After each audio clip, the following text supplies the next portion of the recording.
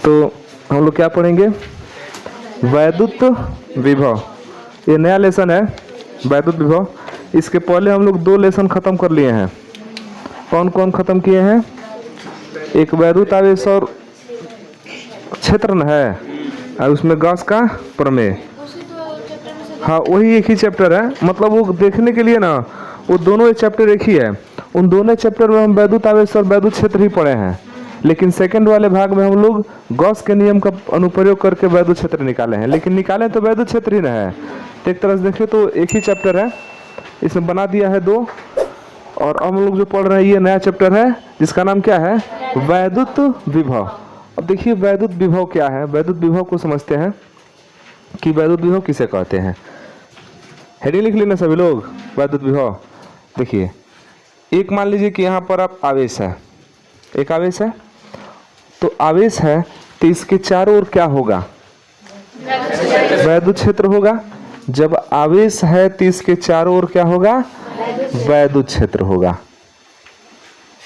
ठीक। अब कोई अन्य परीक्षण आवेश को, ये कोई आवेश है और इसके कारण चारों ओर वैद्युत क्षेत्र है। अब कोई एक अन्य परीक्षण आवेश है Q0, तो एक अन्य परीक्षण आवेश है, तो उसको उठा करके हम ले आ रहे हैं वैद्युत क्षेत्र में। उसको उठा करके कहाँ ले आ रहे हैं, वैद्युत क्षेत्र में। तो जब उसको वैद्युत क्षेत्र में किसी बिंदु तक ले आएंगे तो उस पर कुछ ना कुछ बल काम करेगा ना, या तो आकर्षण बल काम करेगा, नहीं तो प्रतिकर्षण बल काम करेगा। तो जब किसी धन परीक्षण आवेश को हम बाहर से अनंत से उठाकर वैद्युत क्षेत्र में लेकर आते हैं ना, तो इस परीक्षण आवेश पर हमको कार्य करना पड़ता है। ये तो नेचुरल चीज है। ये किसी वस्तु को आप उठा करके एक स्थान से दूसरे स्थान पर रखेंगे तो कार्य करना पड़ेगा। अरे बिना बल का नहीं ना रखाएगा, कुछ ना कुछ बल तो लगेगा। और जब एक स्थान से दूसरे स्थान तक जा रहा है तो विस्थापन तो होगा ही होगा। ऐसा भी नहीं कि विस्थापन नहीं होगा।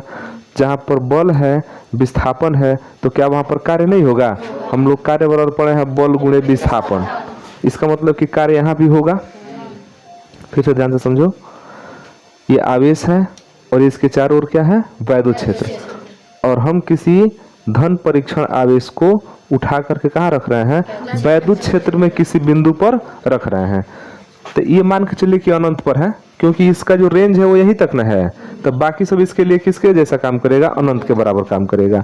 तो हम एक धन परीक्षण आवेश को Q0 को उठाकर कहाँ रख रहे हैं, वैद्युत क्षेत्र में किसी बिंदु पर रख रहे हैं।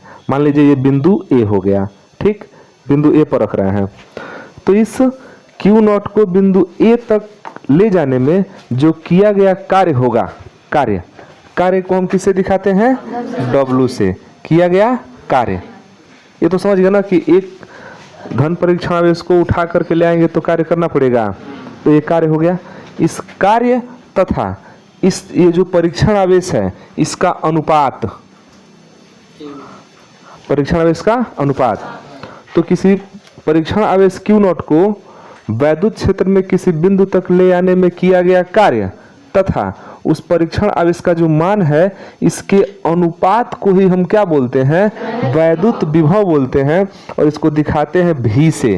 किसे दिखाते हैं, चूंकि बिंदु A पर हम निकाल रहे हैं, बिंदु A पर न है तो इसको हम VA कह सकते हैं। नहीं तो सामान्य भाषा में क्या बोल सकते हैं, V इक्वल टू हो गया W/Q0। समझ में आया कुछ। तो किसी धन परीक्षण आवेश को अनंत से वैद्युत क्षेत्र के किसी बिंदु तक ले आने में किया गया कार्य तथा उस धन परीक्षण आवेश का जो मान है, इसके अनुपात को क्या बोलते हैं, वैद्युत विभव। ये तो हुआ एक तरीका। दूसरा डेफिनेशन इस तरीके से बना सकते हैं कि अच्छा एक चीज बताइए, ये W जो कार्य हुआ है ये कितना आवेश को ले आने में हुआ है, Q0 तो 10 कूलाम भी हो सकता है। नहीं जी, ये कितना कूलाम हो सकता है, 10 कूलाम हो सकता है, 20 कूलाम हो सकता है ना। तो हम ये कहें कि Q कूलाम आवेश को वैद्युत क्षेत्र में किसी बिंदु तक ले आने में जो किया गया कार्य है वो कितना है, W। तो हम एक कूलाम आवेश को उठा कर ले आने में किया गया कार्य अगर निकालना हो तब तो क्यू नॉट से भाग करना पड़ेगा। जैसे मान लीजिए कि 10 कूलाम आवेश है और उसको ले आ रहे हैं वैद्युत क्षेत्र किसी बिंदु पर, तो 60 जूल कार्य हो रहा है। 60 जूल क्या हो रहा है? तो एक कूलाम को ले आते तो कितना जूल कार्य होता? तो 10 से भाग कर देंगे ना, तो 6 जूल ना होगा? 6 जूल होगा। तो उसी तरह एक कूलाम आवेश को ले आने में किया गया कार्य W/Q नॉट होगा। तो वास्तव में जो ये अनुपात निकाले हैं ना, ये अनुपात क्या है? तो एक कूलाम आवेश को अनंत से वैद्युत क्षेत्र में ले आने में किया गया कार्य है। तो एक और परिभाषा दे सकते हैं कि एकांक परीक्षण आवेश को अनंत से वैद्युत क्षेत्र में ले आने पर जो किया गया कार्य होता है वही क्या कहलाता है?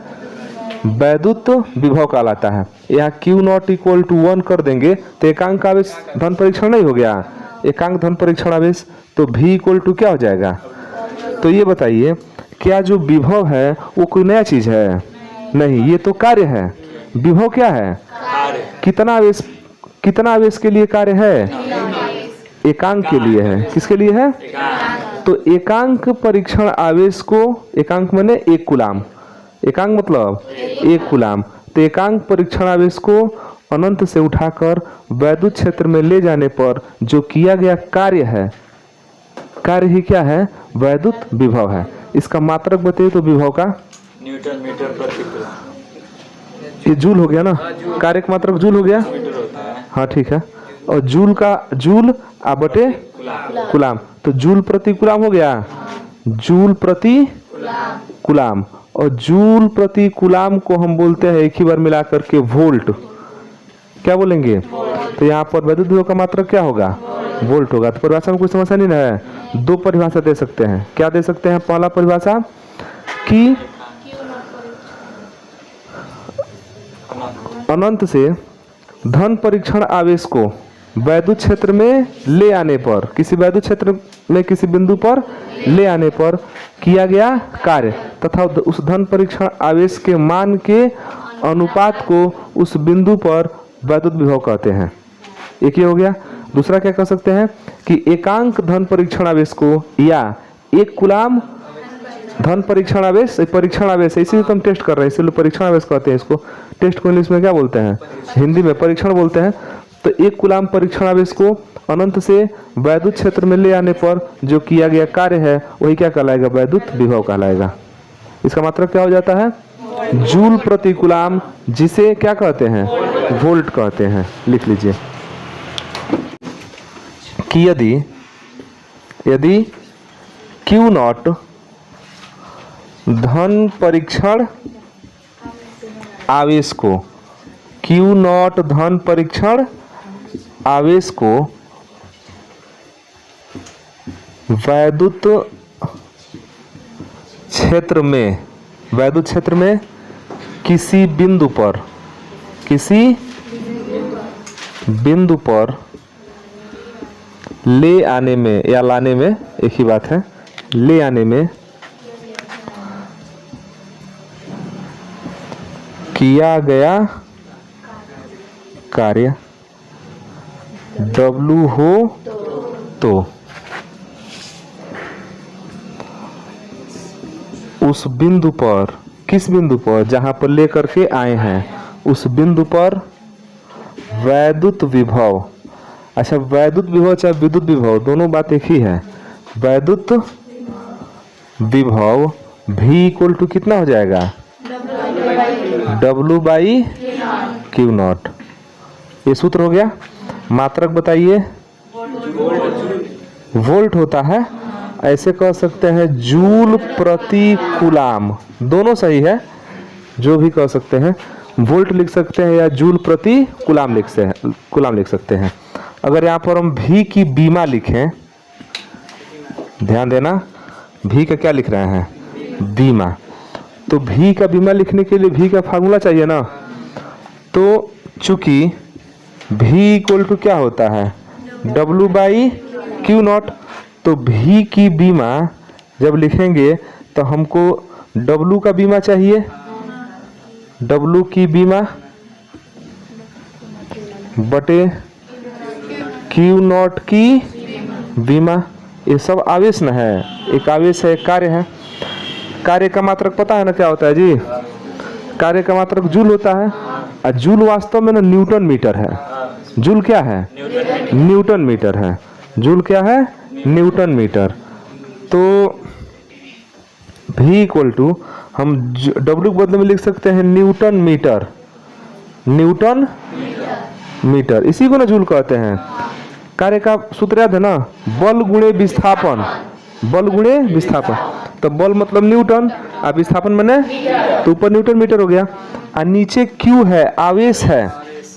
तो आवेश का क्या होता है? Q बराबर होता है IT, याद है? धारा गुणे समय। अरे हम लोग I बराबर पढ़े थे Q/T। आवेश प्रवाह के समय दर को विद्युत धारा कहते हैं, 10 में पढ़े है ना?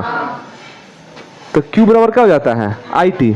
तो I मतलब एम्पियर हो गया, और T मतलब समय है ना, सेकेंड। तो एम्पियर सेकेंड इसका होता है। क्या होता है? Ampere second. अब बताइए भी न्यूटन के लिए क्या पढ़े हैं? न्यूटन का MLT-2 पढ़े हैं। क्या पढ़े हैं? MLT-2 सभी लोगों को पता है ना जी? अब मीटर का खुद ही L होता है, क्यों जी? मीटर का खुद क्या होता है? तो एक बार L2 नहीं लिख सकते हैं, तो ML2T-2 ये जूल कार्य के लिए ऑलरेडी पढ़ा गया था बीमा, ML2T-2। और एम्पियर सेकेंड का देखिए, एम्पियर का A होता है, आज समय का क्या हो गया? T। अब इसको थोड़ा सा व्यवस्थित कर देना है बस। M L2 T-3, क्योंकि T जाएगा तो ऊपर -1 हो जाएगा ना, T-A-1। ये क्या निकल गया? किसका बीमा है? वोल्ट का बीमा, विभव का बीमा। विभव का मात्रक ना वोल्ट होता है, तो ये किसका निकल गया बीमा? विभव का। ML2T-3A-1 समझ में आया है? ये 11 में इस तरह का पढ़े होंगे सीधे सीधा। कार्य का सीधे पढ़ लिए होंगे ML2T-2 और आवेश का A/T, इसको ले लिए ऊपर, और ML2T-3A-1। तो ये क्या हो गया? बीमा। वैद्युत विभवांतर। वैद्युत विभवांतर, लिखिए heading,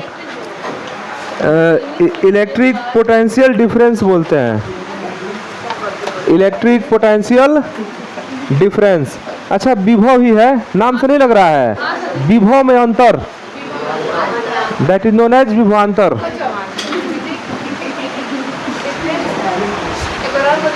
The potential between 2 points is known as potential difference। तो देखिए वैद्युत विभवांतर हो गया ना, समझिए इसको। ये आपका हो गया वैद्युत क्षेत्र, समझे? और वैद्युत क्षेत्र किसके कारण है? वैद्युत क्षेत्र किसके कारण है? अंकित खड़ा जाओ। वैद्युत क्षेत्र किसके कारण है? आवेश के कारण होता है। ये बताइए, धन आवेश है कि ऋण आवेश है? ऋण नहीं हो सकता है, हो भी सकता है, कोई भी हो सकता है। तो एक आवेश के कारण क्या है? वैद्युत क्षेत्र। और हम किसी धन परीक्षण आवेश Q0 को, ध्यान देना, धन परीक्षण आवेश Q0 को ले आ दिए कहां पर? बिंदु A पर, समझे? तो यहां पर कुछ विभव होगा, और उसी धन परीक्षण आवेश को एक बार किसी अन्य बिंदु पर ले गए, बिंदु B पर, तो वहां पर भी तो कुछ विभव होगा। तो यहाँ पर दोनों पॉइंट पर जो विभव होगा ना, इस विभव का जो अंतर होता है, उसी अंतर को हम क्या बोलते हैं? वैद्युत विभवांतर। मतलब वैद्युत क्षेत्र में किन्हीं दो बिंदुओं के बीच में जो विभव का अंतर होता है, वही क्या कहलाता है? एक तो इस तरह से लिख सकते हैं। दूसरा ये है कि एकांक धन परीक्षण आवेश को, ध्यान देना, एकांक धन परीक्षण आवेश को वैद्युत क्षेत्र में एक बिंदु से दूसरे बिंदु तक, ध्यान देना, वैद्युत क्षेत्र में ही एक बिंदु से दूसरे बिंदु तक ले जाने में जो किया गया कार्य होता है उसी कार्य को हम क्या बोलते हैं? वैद्युत विभवांतर। तो दो तरीके से किस तरह डिफाइन कर सकते हैं। एक तो ये होगा कि धन परीक्षण आवेश Q0 को हम पहले कहाँ पर लेके आए? A पर। तो यहाँ का जो विभव होगा उसको VA मान लेते हैं, और इसी धन परीक्षण आवेश को एक बार हम बिंदु B पर ले गए तो यहाँ का जो विभव होगा उसको VB मान लेते हैं, और इन दोनों का जो अंतर होता है वही कहलाता है वैद्युत विभवांतर। डेल्टा भी कह सकते हैं इसको। समझ आ रहा है ना? अब दूसरा डेफिनेशन कैसे बना सकते हैं? कह सकते हैं कि वैद्युत क्षेत्र में एकांक धन परीक्षण आवेश को किसी एक बिंदु से दूसरे बिंदु तक ले जाने में जो किया गया कार्य है वही क्या कहलाता है? वहाँ का वैद्युत विभवांतर कहलाता है। सही है कि नहीं? लिखिए इसको। तो कुल मिला के देखिए, ये भी आपका नया टॉपिक थोड़ी है। दो बिंदुओं के बीच के विभव का क्या है? बस अंतर है। घटा दीजिए, विभवांतर निकल गया। मात्रक वही रहेगा, मात्रक वही रहेगा ना। अरे विभव का अंतर मतलब क्या है? विभव ही तो है। तो मात्रक का वोल्ट रहेगा, और जो बीमीय सूत्र है वो भी वही रहेगा, mL2 T-3 A-1। लिखिए, हेडिंग क्या लिखेंगे? समविभव, समविभव पृष्ठ।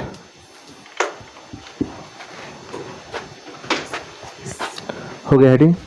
देखिए, समविभव पृष्ठ का मतलब कि एक आपके पास पृष्ठ है, और ये जो पृष्ठ है वो किसी न किसी वैद्युत क्षेत्र में है। ये पृष्ठ किसी कहाँ पर है? वैद्युत क्षेत्र में। ये मान लीजिए कि जो हम लोग का बोर्ड का तल है ना, ये पूरा जो व्हाइट दिख रहा है, इसको मान लीजिए कि वैद्युत क्षेत्र को दिखा रहा है, और उस वैद्युत क्षेत्र में हम एक ये पृष्ठ ले लिए हैं। ठीक, ये पूरा का पूरा व्हाइट जो स्पेस दिख रहा है क्या है? वैद्युत क्षेत्र। और उस वैद्युत क्षेत्र में एक छोटा सा हम क्या ले लिए हैं? पृष्ठ ले लिए हैं। और ऐसा पृष्ठ लिए हैं ना कि इसके किसी भी बिंदु पर अगर हम देखें, यहाँ ले लीजिए या यहाँ, किसी भी बिंदु पर, प्रत्येक बिंदु पर विभव क्या है? समान है। प्रत्येक बिंदु पर विभव क्या है? मतलब कि अगर बाहर से आप जो एकांक परीक्षण आवेश को उठा के ले आ रहे हैं, उसको किसी बिंदु पर ले आएंगे ना, तो हर जगह कार्य क्या होगा? बराबर होगा। हर जगह कार्य बराबर होगा, और कार्य को ही तो विभव कहते हैं ना। इसका मतलब विभव हर जगह क्या होगा? बराबर होगा। तो किसी वैद्युत क्षेत्र में स्थित वह पृष्ठ जिसके प्रत्येक बिंदु पर वैद्युत विभव क्या हो? समान हो। वैद्युत क्षेत्र में स्थित वह पृष्ठ जिसके प्रत्येक बिंदु पर वैद्युत विभव क्या हो? समान हो, उसी को बोलेंगे समविभव पृष्ठ। इसके नाम से स्पष्ट नहीं हो रहा है? समविभव पृष्ठ। सम मतलब क्या हो गया? समान। विभव मतलब कि प्रत्येक बिंदु का विभव, और पृष्ठ मतलब ऐसा पृष्ठ जिसके प्रत्येक बिंदु पर विभव क्या हो? समान हो, उसे बोलेंगे समविभव पृष्ठ। अब बताइए, समविभव पृष्ठ हो गया तो किन्हीं दो बिंदुओं के बीच का अगर आप विभवांतर निकालेंगे, मान लीजिए ए हो गया, या क्या हो गया? बी। दोनों जगह का विभव समान है, तो विभवांतर कितना आएगा? दोनों समान है। दोनों जगह का विभव बराबर है। समविभव पृष्ठ है तो प्रत्येक बिंदु पर ना विभव समान है, तो दो बिंदु के बीच में विभवांतर कितना आएगा? 0 आएगा। विभवांतर कितना आएगा? 0। मान लीजिए कि यहाँ भी 10 वोल्ट है, यहाँ भी कितना है? तो अंतर कहाँ हुआ? अंतर तो VA माइनस VB निकालेंगे तो 10 माइनस 10 होकर 0 नहीं हो जाएगा। तो समविभव पृष्ठ की विशेषता होती है ना कि वहाँ पर किसी बिंदु पर विभवांतर निकालते हैं तो क्या आ जाता है? 0 आ जाता है। लिख लीजिए इसको। हो गया। तो अगर कभी कभी पूछ देता है ना कि समविभव पृष्ठ की विशेषताएं बताइए कि इसकी क्या विशेषताएं हैं, तो विशेषता इसके परिभाषा में हो गया। पहला विशेषता क्या है कि समविभव पृष्ठ के प्रत्येक बिंदु पर विभव समान रहता है। एक विशेषता हो गया। दूसरा भी इसमें मिल जाएगा कि दो समविभव पृष्ठ एक दूसरे को नहीं काटते हैं। 2 विशेषता हो गया। तीसरा हो जाएगा कि इसके पृष्ठ पर किन्हीं दो बिंदुओं के बीच में विभवांतर क्या होता है? शून्य होता है। विभवांतर क्या होता है? शून्य होता है। इसका मतलब विभवांतर का मतलब क्या है? डेल्टा भी शून्य है। डेल्टा भी क्या है? डेल्टा भी होता है W/Q0 के। ये ना हुआ? तो जब डेल्टा भी शून्य हुआ तो Q0 को भेज देंगे इधर, जाए गुणा में उसमें 0 हो जाएगा, तो W क्या हो जाएगा? मतलब किया गया कार्य भी क्या हो गया? 0 होगा। मतलब कि समविभव पृष्ठ पर आप कोई भी कार्य करेंगे तो कार्य कितना होगा, शून्य होगा। क्या क्यू नॉट कभी शून्य हो सकता है? वो तो एकांक धन परीक्षण आवे से वो कैसे जीरो होगा? कभी क्यू नॉट जीरो हो सकता है? हो ही नहीं सकता है। तो कौन जीरो होगा? तब डब्लू जीरो होगा। तो ये तीसरा विशेषता हो गया कि इस पृष्ठ पर किसी बिंदु पर अगर आप एक बिंदु से दूसरे बिंदु पर किसी आवेश को ले जाएंगे ना, तो वहाँ पर कार्य होगा ही नहीं। कार्य नहीं होगा, कार्य क्या हो जाएगा? जीरो। और कार्य जीरो होगा तभी तो विभवांतर भी जीरो हो जाता है। तो 4 विशेषता आराम से लिख सकते हैं। इसको लिखाना नहीं पड़ेगा, इसी में चारों हो गया है। इसमें देखेंगे तो चारों विशेषता इसमें लिखा दिया गया है। तो ये हो गया। अब कल पढ़ा जाएगा। हाँ।